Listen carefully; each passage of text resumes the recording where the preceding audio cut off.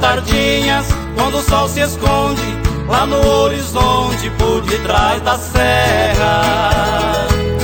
Fico contemplando o clarão sobre os montes, até que desponte o luar sobre a terra. Nessa hora eu sinto a vida em sintonia e o amor se irradia no meu coração. Vou até a capela cheio de fervor, pedir ao Senhor na minha oração. Salve a natureza, não deixe os rios se afogar em lamas, deixe que a nossa gente experimente o drama do fogo, da enchente e do temporal. Salve a natureza, proteja o ar puro que aqui respiramos e as verdes matas que nós preservamos, protegendo vidas do reino animal.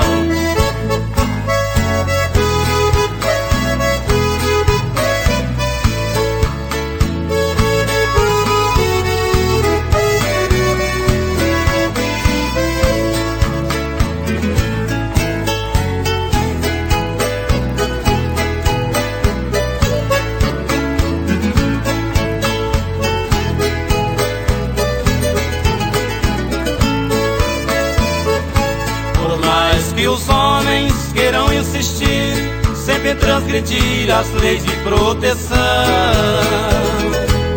que o poder divino seja superior, que renasça a flor das cinzas do chão, que a sede daqueles que buscam riqueza, gerando a pobreza e a destruição, desperte a consciência dos exploradores, pois esses valores logo acabarão.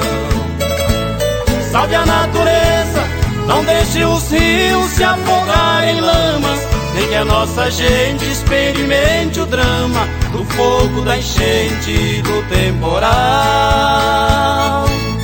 Salve a natureza, proteja o ar puro que aqui respiramos e as verdes matas que nós preservamos, protegendo vidas do reino animal.